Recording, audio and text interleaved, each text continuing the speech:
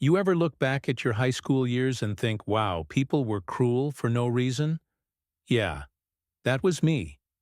I wasn't the most confident kid. I had braces, thick glasses, and a quiet voice that cracked whenever I tried to speak up. Easy target. And leading the pack was one girl, Vanessa Blake, the popular one. Cheerleader, queen bee, the kind of person who could ruin your day with a single sentence. I remember one moment like it happened yesterday. I was walking to class with my presentation notes when she accidentally tripped me. My papers went flying. Everyone laughed. She looked down at me and said, "Careful, Reyes. Don't trip over your own failures." That day, something broke inside me. But something else woke up too. I promised myself I'd never let anyone make me feel that small again. After graduation, everyone went their separate ways. I went to design school, worked my way up, and eventually started my own event company, Reyes Concepts. It wasn't easy. There were nights I wanted to quit, days I thought I'd never make it. But I did. Funny thing about success. It has a way of circling back to the people who once doubted you. 10 years later, I was sitting in my office when my assistant came in with a new client file. "Big wedding project," she said. "High-profile client. Vanessa Blake." For a second, I thought I misheard. Vanessa? Blake? The same girl who used to humiliate me in front of everyone? I opened the file, and there she was. Her smiling engagement photo. The same perfect face. The same fake confidence in her eyes. My heart raced, not because I was nervous, but because karma had just delivered an opportunity wrapped in silk and gold. When she walked into my office, she didn't even recognize me. "Hi, you must be the event planner. I'm Vanessa. I've heard great things about your company." I smiled. "Nice to meet you, Vanessa. Daniel Reyes." Her smile froze for half a second. "Wait, Daniel? Daniel Reyes?" "The one and only," I said, keeping my tone calm. Her eyes darted nervously. "Wow, I didn't even recognize you. You look so different." "Yeah," I said quietly. "A lot can change in 10 years." She laughed awkwardly and changed the topic. Typical Vanessa, pretending the past didn't exist. But I hadn't forgotten.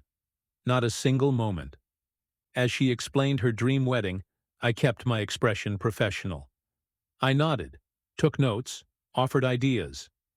But in my mind, I was already planning something else. Her fiancé, Brandon, seemed nice, almost too nice for someone like her. And as I got to know them through the meetings, it became clear Vanessa hadn't changed at all. She still treated people like accessories, snapping at waiters, talking down to the decorators, acting like she was above everyone. One day, she even joked to her bridesmaids, loud enough for me to hear, "Can you believe I hired Daniel Reyes? Back in school he couldn't even plan his own outfit, and now he's planning my wedding? Life is wild." They all laughed. And for a moment I felt that same sting from years ago. But this time, I didn't crumble. I smiled to myself and said, "You're right, Vanessa. Life is wild. You never know when it'll come full circle." She didn't catch the meaning, but she would. Because as the wedding plans moved forward, I started to notice cracks in her perfect story. She was hiding something. Late payments, unanswered messages, sketchy excuses. One day I overheard her arguing with Brandon about a secret bank account. She didn't know I was there, but I heard every word. Apparently, she was planning to use part of the wedding budget to cover a personal investment gone wrong. Translation? She lost a ton of money and Brandon had no idea. That's when it hit me. My revenge wouldn't come from me doing anything cruel. It would come from letting the truth do the damage. So I waited. I smiled. I kept planning the most perfect wedding she could imagine. And every step of the way, I collected information. Contracts, payments, messages. Everything that would matter later. Because when someone builds their life on lies, All it takes is one gust of truth to make it fall apart. And that gust was coming. But what happened next was worse than she ever imagined. The weeks before Vanessa's wedding were chaos, but the kind of chaos I'd quietly engineered. Every small mistake, every little delay, I let it happen. I wanted her to feel a taste of what she used to make others feel powerless. Still, I played the role perfectly. Professional, polite, always calm. She had no clue what was coming. But Brandon, he was decent. The guy didn't deserve what was about to happen. That was the only thing holding me back. I didn't want to hurt him. I just wanted the truth to surface, and for her to finally face herself. Then, 1 week before the wedding, I got an anonymous email. Screenshots, messages. Vanessa bragging to a friend about how she was using Brandon's family money to pay off her personal debts, and planning to leave him after the honeymoon once she'd secured her lifestyle. That was it. The universe had done half my work for me. The night before the wedding rehearsal, I sat in my office, looking at the folder labeled Blake Wedding. I thought about the boy I used to be. Humiliated, small, voiceless. Then I looked at the man I'd become. Successful, respected, patient. This wasn't about payback anymore. It was about closure. But sometimes, closure wears the mask of revenge. The big day arrived. Everyone was smiling, champagne glasses clinking, photographers snapping away. I was everywhere, directing, fixing, adjusting. Vanessa loved the attention. She always did.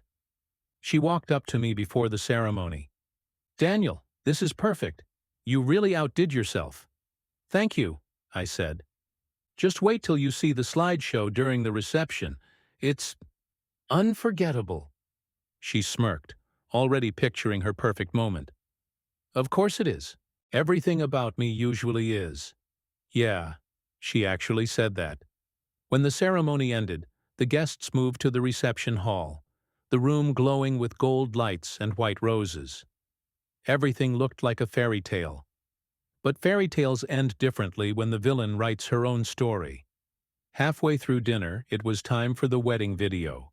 A surprise tribute I told everyone I'd prepared. The lights dimmed. The screen lit up. It started with photos of Vanessa and Brandon. Soft music, laughter, memories, the perfect couple. She looked so proud, until the next slide appeared. Text messages, her messages. "He's so naive. Once the honeymoon's over, I'm out. At least I'll have the ring." The room went silent. You could hear a pin drop.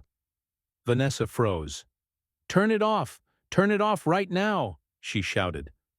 But the video kept playing, her voice recordings now filling the hall. "I don't even love him.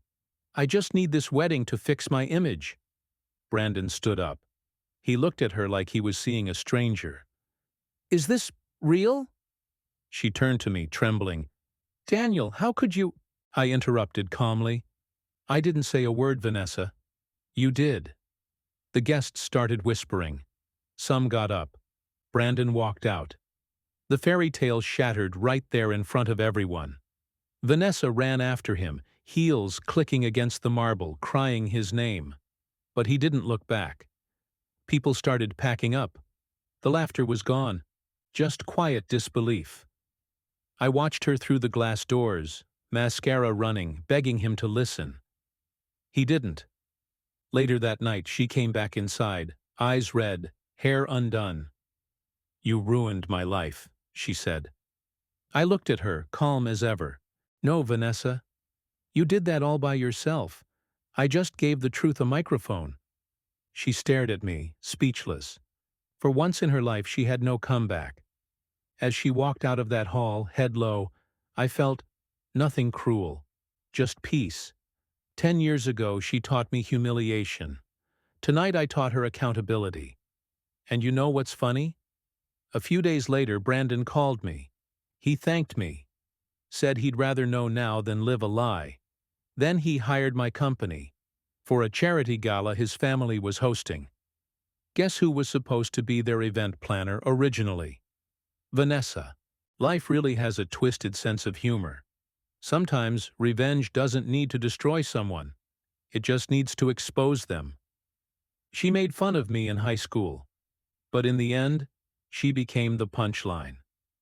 What would you have done in my place?